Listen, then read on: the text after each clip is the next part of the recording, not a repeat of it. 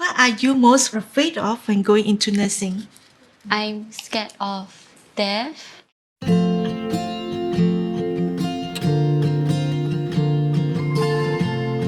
Hi guys! I'm Yihui. And I'm Wei Ling and we are from MIP Nursing. Hi, I'm Sylvia. I'm an advanced practice nurse in palliative care practicing in the community. So what are we here for today, Yihui? We're here to actually interview an advanced practice nurse. To gain a deeper understanding of what she do on a daily basis. So why not let's go! What pushed you towards nursing? Nursing is all about care. Even you have no active treatment or whatsoever, but the care will continue. So because of that belief or self-value that I have from a very young age, somehow I was very, very clear that I want to be a nurse. The advanced practice nursing system in Singapore was only kind of in the mainstream from 2006. Nobody knows about what is the actual role of it, but it evolves over time until now it's like at more than 10 years already. It has been really a tremendous journey the nation has taken. So really to help people, especially nurses with dreams to become clinicians, to be able to do that. You are trained in such a way, very, very all-rounder. Your soft skill part is not something that can be underestimated. Tell us what it was like to be Singapore's first ever APN. Actually, nothing special. In fact, I didn't know that I was the first. It is not something that I think a lot about because what matters most, I think, is really my internal growth and really the journey that I had. Most people didn't know that the first APN in Singapore actually comes from the community. I think that is a very important message.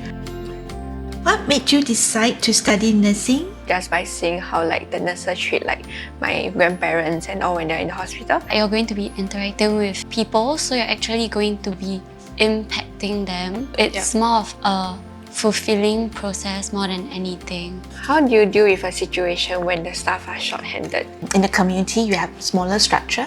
So sometimes as a nurse, you have to tackle many roles. So it's really how to reprioritize your various commitments and then always think about clinical service first. When you reach the more of a leadership position, be that role model. Just be in there together with the struggling nurses. What do you think we can do to invite more young people into nursing? I think just showing more like on a personal level, actually how like what do nurses do on a daily basis. When I talk to people, they're just like, oh, nursing, you have to like clean up after people. I think what they don't see is like the more intimacy, the more personal level. They are not just nurses, they are also like the caregiver and like your friends also and like your family to the patient also. How has the pandemic impacted your work?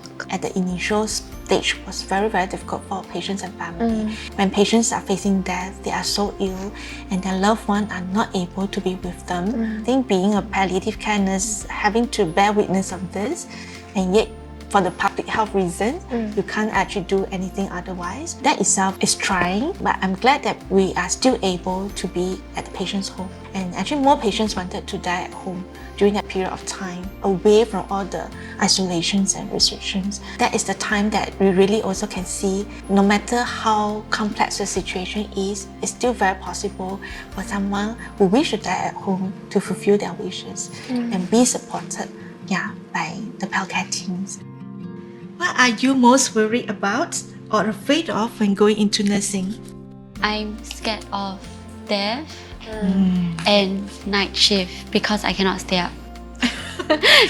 She falls asleep everywhere she goes.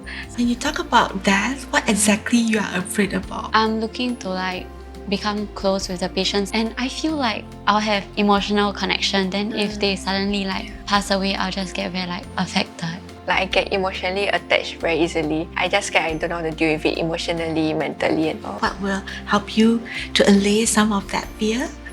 I think by talking to people. And also knowing that like they're in a better place. It's very wonderful. At least you recognize your own anxiety about death. It's all about communication. So when you put yourself and the patients who are dying in that human element and the perspective, everything becomes more natural.